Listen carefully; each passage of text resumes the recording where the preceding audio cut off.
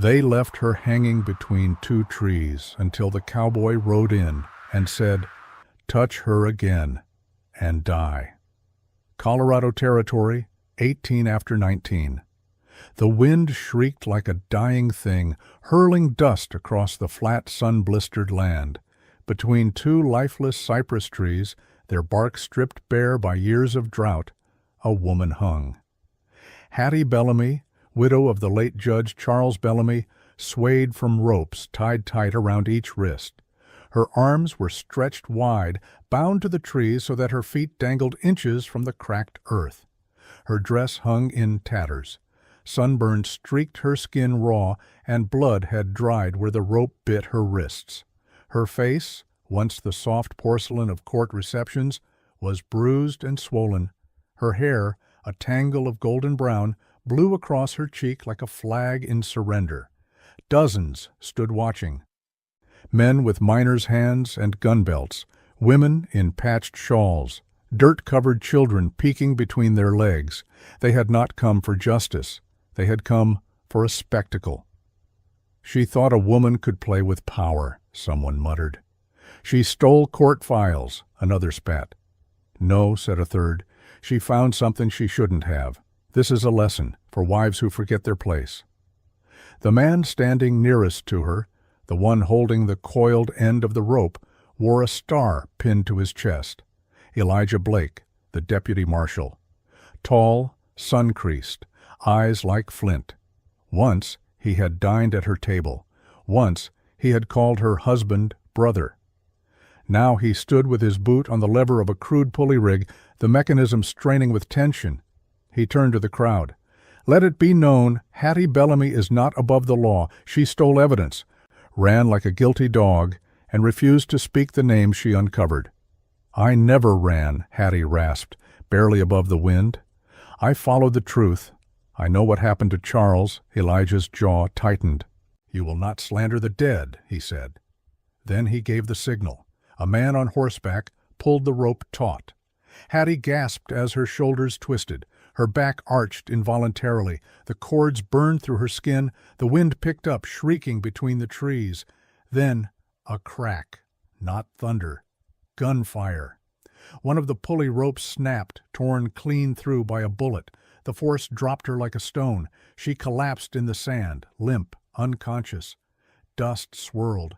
A horse stepped forward from the ridgeline, descending into view like a shadow cut from stone.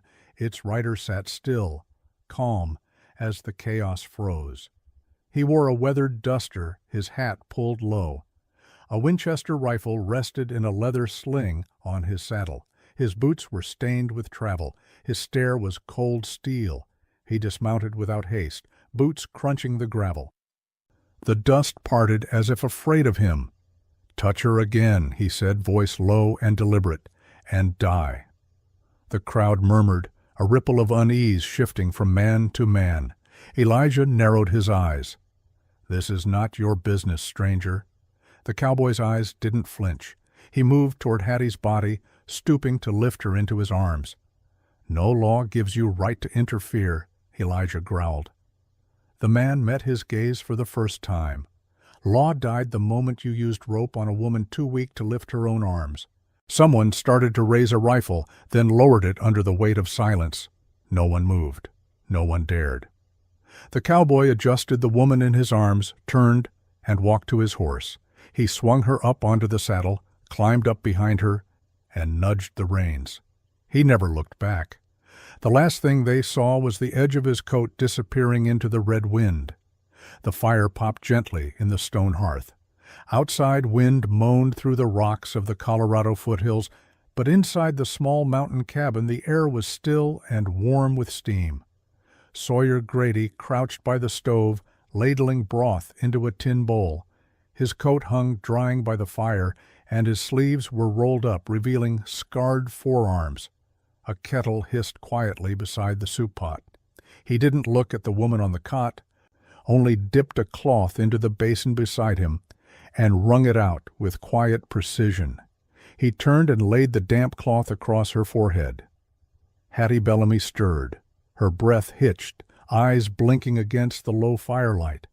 She tried to sit up, but her arms trembled under her own weight. "Where am I?" Her voice was hoarse, cracked. "Who are you?" Sawyer placed the bowl on the table beside her, sat on the floor with his back against the wall. He looked at the flames for a long time. "I watched my sister hang," he said finally, not answering her question directly. "A girl with soft hands. Said she stole bread. Town didn't need proof, just someone to blame." Hattie stared, chest heaving, unsure if she was awake or still inside the nightmare. "You didn't touch me," she said slowly, realizing it aloud. "No need to," he said. "You were bleeding. I bandaged. That's all." She looked down. Her arms had been wrapped in clean cloth. A small blanket covered her legs. He stood, poured water into a tin mug, and set it on the table beside the bowl. "Drink. You've got a fever." She reached out, hands still trembling, and took the cup. The first sip burned, but it grounded her. "You took me," she said, "from them." He nodded once, then, after a pause, added, "You were half dead." "Why?" she asked. He didn't answer. Instead, he turned to stir the soup again, as if that question wasn't part of the deal. The silence settled between them like snow on a windowsill. She watched him, brow furrowed, trying to piece together the man who had appeared from nowhere and saved her without a reason. She set down the cup and spoke, voice still scratchy. "They think I stole something." Sawyer gave no sign of listening, but he didn't leave either. "My husband, Charles Bellamy, he was a circuit judge. We moved out here 2 years ago. He tried to stay clean. That's why they hated him." Still no reply. 3 weeks before he died, he stopped sleeping. I found him pacing. He told me he had a book, a record. Names of men on the take, from whiskey to land fraud. Said if something happened to him, I'd know what to do. Now Sawyer looked up. They said he fell from a horse. But he never rode without a bridle, and he never rode drunk. She swallowed hard. I searched his desk the next day. The book was gone. She wrapped her arms around herself. I asked questions. The wrong people noticed. And then someone claimed I stole classified files. Sheriff wrote a warrant before I could speak. I ran. Sawyer shifted slightly, but remained silent. "I was going to take the stagecoach to Denver," she said. "I had a contact there, a journalist, but they caught me first." He picked up the soup and handed it to her. "Eat." Hattie took the bowl, hesitated. "You still haven't told me who you are." He looked at her, eyes gray and unreadable. "Sawyer Grady, freight runner, used to scout for the Union Army." She blinked. "And now you rescue strangers tied to trees?" Sawyer took the empty teacup and refilled it without meeting her gaze. "Not strangers, just the ones no one else will." Then, more quietly, "I owed my sister that much." Hattie looked down at her soup, hands cradling the bowl. She didn't thank him. He didn't ask for it. The fire had burned low. Outside the cabin, wind sighed through pine needles, brushing the rocky outcrop like whispers from the past. Hattie sat by the table, her eyes distant. Sawyer sat across from her, rolling a cigarette, his face unreadable in the amber light. A heavy silence hung between them, thick with words neither had spoken. Until now. "I never wanted any of this," she said quietly. He didn't look up. She drew in a breath. "Charles, my husband, he was a good man. Too good for that town." Sawyer lit the cigarette and let the smoke curl between his fingers. "In the beginning," she continued, "people respected him. A federal judge, all proper and by the book. He thought he could make a difference." Sawyer leaned back, exhaling slowly. "He started hearing things," Hattie said. "Stories about rail contracts, stolen land deeds, whiskey taxes disappearing, names he recognized, men he shook hands with at town meetings." Her fingers traced the edge of the tin cup in front of her. "One night I woke to find him in his study, holding a pistol. He said, 'If I don't write it down, I'll be next.'" She looked up, eyes shimmering. "He kept a ledger, names, dates, amounts, crimes, a black book that could tear the town in half. He showed it to me once. Said, If anything happens to me, you burn it or run." Sawyer's brow twitched, but he said nothing. "I didn't run," she said bitterly. "Not fast enough." She stood and walked to her satchel in the corner, pulling something wrapped in oilcloth from beneath a folded shawl. She placed it on the table. Slowly, carefully, she unwrapped the cloth to reveal a small black ledger, leather-worn, edges scuffed, but intact. "I found it the day after his funeral, hidden behind a false panel in his desk." She opened it and flipped through the pages. Judge Ryland, Sheriff Amos, Mayor Lively, even Elijah Blake. Her voice broke. Charles wrote it all down. Bribes, threats, even names of victims who were made to disappear. She closed the book and hugged it to her chest. "I was going to take it to Denver, to the Gazette, but someone tipped them off. They said I stole federal files. They put my name on wanted posters, just like a horse thief." Sawyer rested his forearm on the table, studying her. "I ran from one county to another. I hid in barns, slept in dried creek beds. Every time I tried to send a letter or board a train, someone would be there, watching." She paused, then looked up. "I thought I could hide long enough to find help.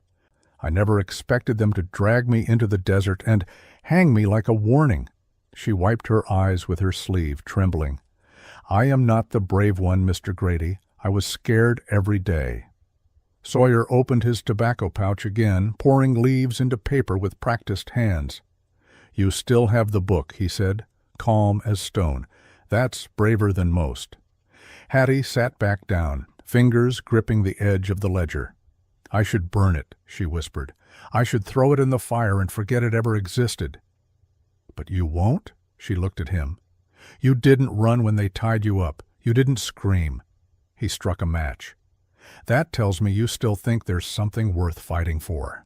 The match flared, lit his cigarette, and was snuffed. He leaned forward, resting both elbows on the table. The smoke curled around his jaw. "Kinda rare," he said. "Someone wants the truth more than they want to live." She studied him, unsure what to make of his quiet certainty. Finally, she asked, "Then why did you save me?" Sawyer didn't hesitate. "Because I once stood by and watched them hang my sister," he said, voice like gravel and regret. She didn't cry either. He crushed the cigarette in the tin tray. "I've been looking for someone who'd fight back since then, someone I could believe in." She blinked, unsure how to respond. He stood, nodding toward the ledger. "Get some rest," he said. "We'll need a plan." She clutched the book tighter. Outside, the wind howled like judgment in the dark. But inside, between two battered souls and the truth bound in black leather, something steady had begun to burn. By dawn, the mountains wore a crown of fog. The smell of pine and frost hung heavy in the air. Sawyer knelt in the dirt near the edge of the cabin. His gloved fingers brushed across the faint print of a horseshoe. He stood slowly, scanning the tree line. "They're close," he muttered. Hattie appeared in the doorway, still buttoning her coat. "What is it?" "Someone's trailing us. Rider. Alone, maybe 2 days behind. Not from around here. The hoof's too narrow, eastern breed." She stepped forward, a trace of alarm in her eyes. "They found us?" Sawyer didn't answer directly. He turned back toward the cabin and began unpacking a coiled line of wire and some sharpened stakes. "What are you doing?" she asked. "Setting a snare," he said. "We may not have long." That afternoon, he handed her a revolver. Hattie blinked. I've never used one." "You are going to learn," he said. "Now." He showed her how to grip it, how to check the cylinder, how to cock and aim. "Keep your elbows loose. Let the kick work through your arms. Don't fight it." She lined up the sight and fired. The bullet went wide. Again. By sunset, she was hitting a knot in a pine trunk from 30 feet. That night, they didn't sleep much. Hattie paced while Sawyer sat by the fire, sharpening a blade. Every snap of twigs outside made her flinch. "I never wanted to carry a gun," she whispered. "No one ever does," he replied. "But this world doesn't wait for wants." In the early morning, they climbed a ridge overlooking the town below. The buildings looked like toys scattered on the earth, their shadows long and broken. Hattie stood beside Sawyer, arms crossed tight against the wind. She stared at the roofs, the church spire, the courthouse steeple. Her voice was quiet but firm. "What if we don't go back?" He glanced at her. "What if we stay here, ride further north, burn the book, let them keep their lies?" Sawyer's jaw tightened. "You could do that, but you'd die a little every day. Different kind of death, slower, but just as real." She was silent. He added, "I've seen what hiding does to people, what silence rots." Hattie's eyes stayed on the distant town. Her breath came shallow. "I am tired, Sawyer." "I know. I do not want to be brave anymore." He nodded. "Then don't be brave, just be honest. Do what needs doing." The wind tugged her hair across her face. She didn't brush it away. "What about you?" she asked. Sawyer's eyes stayed locked on the town. "I never stopped fighting," he said. "But I forgot what I was fighting for." He looked at her. "Until now." They stood there, side by side, as the sun broke through the clouds and touched the rooftops below. "We go back," Hattie said at last. Sawyer gave a short nod. Her hand slipped into his, fingers rough from days of healing, and together they turned toward the path back down the ridge, toward danger, toward justice, toward truth. The red earth began to change as they neared the outskirts of the town. Shrubs gave way to sparse fence lines, long abandoned wagons half buried in dust, and the skeletal silhouettes of burned-out homesteads. Sawyer slowed his horse. His shoulders were tense. "We're being watched," he murmured. Hattie, riding behind him, adjusted her scarf. "How do you know?" "I just do." The first shot cracked through the silence. Sawyer's horse bucked and screamed. He swung around, shielding Hattie as they hit the ground. Dirt flew. Another shot rang out, splintering the trunk of a nearby tree. 3 figures emerged from behind a low ridge, rifles raised. Elijah's men. "There's the whore and the deserter," one yelled, raising his gun again. Sawyer drew and fired first, hitting the man square in the thigh. The attacker crumpled with a scream. The second man advanced fast. Sawyer aimed, but a pain exploded in his shoulder. He dropped to one knee, teeth gritted. "Damn it," he groaned. Hattie knelt beside him, panic rising. "You're hit." "Keep your head down, gun in your saddlebag." She fumbled through leather straps, found the revolver. The third man emerged from behind a boulder, rifle aimed directly at them. Hattie raised the revolver with shaking hands, sighted in, and fired. The bullet tore through his wrist. He dropped the weapon, howling. She gasped, stunned. She had actually hit him. "Time to move," Sawyer growled, blood soaking his shirt. With one arm useless, he still managed to pull her up. They half stumbled, half ran into the trees. Another shot rang out behind them, but missed. Branches whipped their faces as they fled, lungs burning. Eventually, the shouts behind them faded. They collapsed near the mouth of a cave tucked into the hillside, hidden by scrub and shadow. Sawyer dropped to his knees, panting. "You're bleeding badly," Hattie whispered, voice tight with fear. "I have seen worse," he muttered, but his face was gray. Inside the cave, she tore a strip from her underskirt and pressed it to the wound. He winced, but didn't pull away. "Stay awake," she said, voice firmer now. "Talk to me." Sawyer managed a weak smile. "You shoot better than you think." "You scared the hell out of me," she snapped, tearing more fabric. "I thought you said we'd make it back." He chuckled dryly. "We still might." "You were shot," she hissed. "You should be unconscious." "I was a scout once," he murmured. "Takes more than a bullet to the shoulder to knock me out." She stared at him, then reached for her bag. From a tin she'd packed, she pulled dried bark and leaves. "What are you doing?" he asked. "Making a poultice," she said. "You said earlier to boil pine bark and yarrow for infection." I listened. A flicker of surprise crossed his face. "You're a fast learner." "I've had to be." She boiled water over a tiny flame, mixed the herbs into a paste, and packed it into a cloth. Gently, she pressed it to the wound. He hissed through his teeth. God Almighty! Do not pass out, she said. I need you awake. His breathing steadied. She leaned back, watching him carefully. The fire between them crackled. Shadows danced along the cave walls. After a long silence, Hattie whispered, "Back there, when you got hit, you still held on to me." He looked up at her, eyes dark and unreadable. "You did not have to," she said. "I did," he replied simply. "I would not have let go, no matter what." She nodded slowly, heart thudding. "I've never felt safe," she whispered. "Not since Charles died, not with anyone, not until now." His brow furrowed. "That ain't something I'm used to hearing." "Well," she said softly, placing her hand on his, "get used to it." He turned his hand slightly and closed his fingers over hers. Neither of them said anything more. Outside, the wind howled, sweeping away footprints and the blood trails alike. But inside the cave, the fire glowed steady and warm. The town of Clearbrook was dead quiet by the time Hattie returned. She and Sawyer moved like shadows along the edge of night, staying close to the alleys, the shutters, the dark corners where secrets like to hide. The moon hung low, watching them with a pale, silent eye. Hattie's breath came in shallow bursts, not from fear, but from the weight of what she hoped to find.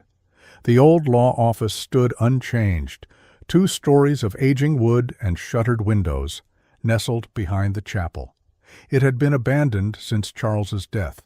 No one dared step inside. Sawyer stopped at the edge of the stoop. "I'll keep watch." Hattie nodded, her fingers already finding the spare key beneath the stone. The lock clicked open. Inside, dust ruled. Old legal books slumped on sagging shelves. The air smelled like ink and time, and the silence was so complete, her own heartbeat echoed in her ears. Her eyes went straight to Charles's desk. She remembered how he used to sit there, jacket off, sleeves rolled, brows furrowed in the yellow lamplight. Now it stood empty. She opened drawers methodically, first left, then right. Then the center, nothing but old pens and files. Then she felt it. A false bottom in the last drawer. She pried it gently. It lifted with a soft pop. Inside was a single letter, aged, creased, sealed with the wax mark of a judge's ring.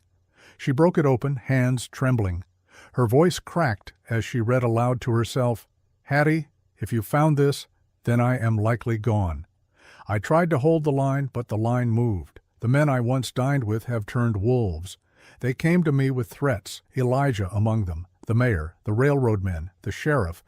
They own the law, and I was foolish to think I could stand alone, but I trust you. You always asked why I kept secrets. It was never to keep you in the dark, it was to keep you safe. The ledger is real. And if it's in your hands now, then you're braver than I ever was. Tell the truth, no matter what they do. I love you, Charles." Her knees gave out.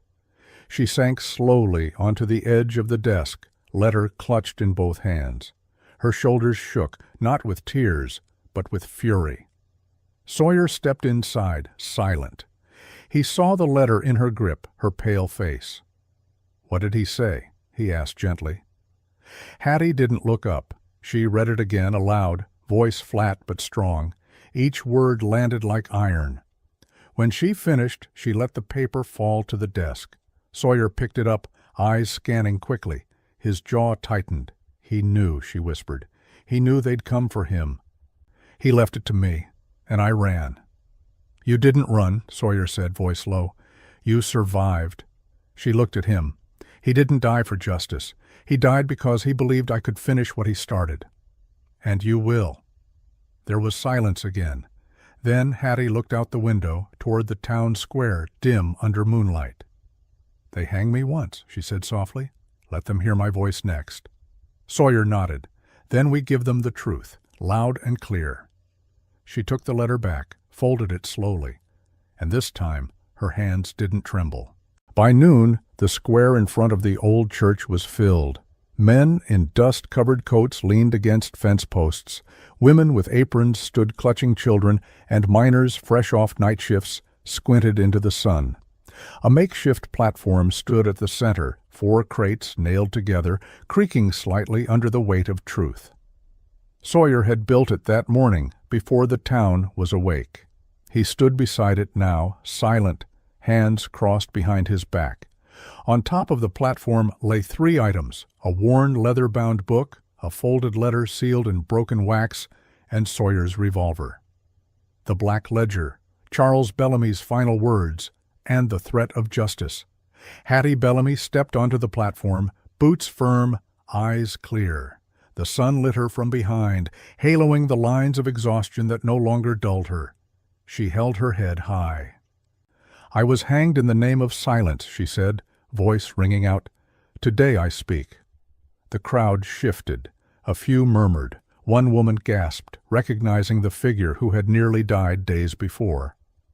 "I was accused of theft," Hattie continued, "of running from the law.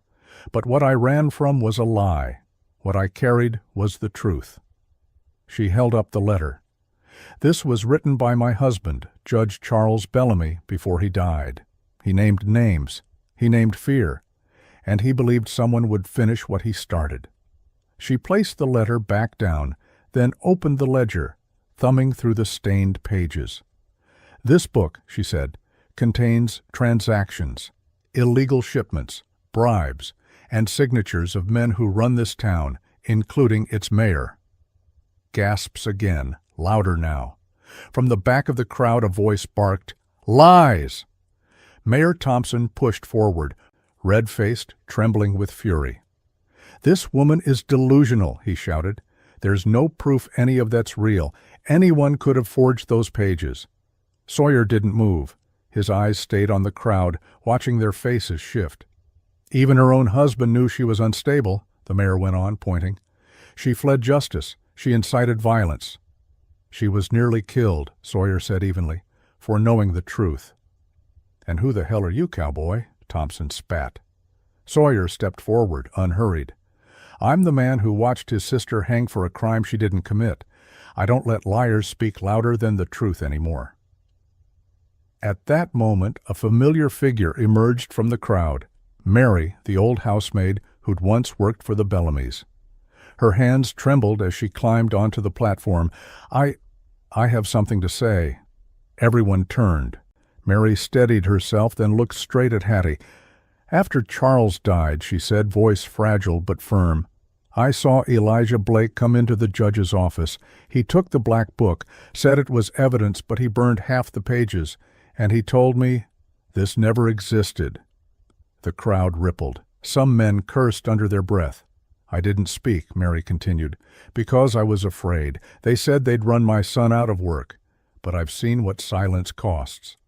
Suddenly, a sharp click split the air. Elijah Blake stepping from behind a wagon, revolver drawn, and pointed at Hattie. "Enough," he barked. "You'll smear my name with ghost stories and old ink?" He cocked the hammer. But Sawyer had already moved. With one motion he drew his gun and fired, shooting the revolver clean from Elijah's hand. It clattered to the dirt. Sawyer didn't raise his voice. "The last time you pointed a gun at someone innocent," he said, "they nearly died. This time you won't get the chance." Elijah dropped to his knees, cradling his scorched hand, teeth clenched. Silence fell. Then, from the crowd, "Hang him instead." "No," Hattie said calmly. "We are not them." She stepped forward. "Let the truth be its own rope." The people parted, unsure at first, then began to murmur agreement. Justice wasn't fire and rope that day. Justice was finally listening. And for once the town of Clearbrook did. Elijah Blake was marched through the center of Clearbrook in shackles, head lowered, lips tight. No crowd jeered, no one spat. They simply watched, quiet and firm, as the man who once upheld false law now faced the honest kind. Behind him, Mayor Thompson signed his resignation with a hand that trembled more from shame than age. Within the week, the black ledger had been sent to Denver. Names were exposed, accounts frozen, and distant men in suits began to sweat over signatures they never thought would surface. And in Clearbrook, they chose Hattie Bellamy to stand among them, not behind a man, not beside a scandal, but in front of justice. The town's first woman on the council, widow of a fallen judge, and survivor of a rope, meant to silence. The night they told her, she stood under the same 2 trees they had once strung her between. The bark still bore scars from the rope, but the wind was quieter now. The sand didn't sting so much. Sawyer came up beside her. "You did it," he said. "No," she replied. "We did." They never spoke of marriage, not because it did not matter, but because it no longer defined what came next. There were no rings, no vows beneath crosses or contracts, just the way Hattie looked at him when the coffee boiled, or how Sawyer reached for her hand without needing to speak. He rebuilt the ranch by hand. The old fencing was replaced with pine, a crooked barn door straightened, the porch swept, repaired, and layered with a rug someone from town had gifted, embroidered with 2 horses side by side. But it was the sign that made it theirs. He carved the letters at night, sitting by lamplight, whittling each stroke slow and careful. Bellamy Grady Ranch. Underneath, in smaller print, where justice is not hung between 2 trees. The day he hung it on the archway, Hattie stood beside him, arms folded, eyes glassy. "You could have just written ranch," she teased. He shrugged. Truth deserves a full name. She leaned her head against his shoulder. "It suits us." Days passed, slow, gentle. Chickens pecked the yard. Lettuce sprouted near the fence. Children from the town came by once a week for letters and reading, sitting on hay bales while Hattie read aloud. They called her Miss Bellamy, though some whispered Miss Judge, like it was a badge. One morning, Sawyer found something on the porch, a wrapped cloth bundle, still warm. Inside, a small loaf of bread, golden brown, crusty, and shaped like a heart. A note tucked beneath it in Hattie's handwriting. "This isn't to say thank you. It's to say, I'm staying." He looked up. She was standing in the doorway, apron dusted with flour, smile soft and waiting. He didn't speak. He just stepped inside, took her hand, and closed the door behind them. Outside, the sign creaked gently in the wind. The desert had its stories of rope and fire, of betrayal and silence. But here, on a patch of dry land under a Colorado sky, one story ended not in blood or exile, but in a name shared, a ranch rebuilt, and a woman who once hung between 2 trees, now walking free, head held high, beside a man who never asked her to explain, only to stay. If that story gripped your heart like the Colorado wind, don't ride off just yet. There's more where that came from, tales of grit, redemption, and love blooming in the dust. So if you believe in justice that bites back, in cowboys who carry scars and keep promises, and in women who refuse to be silenced, hit that hype button and subscribe to Wild West Love Stories. We've got 100 more stories waiting at the edge of the horizon. Don't miss the next one.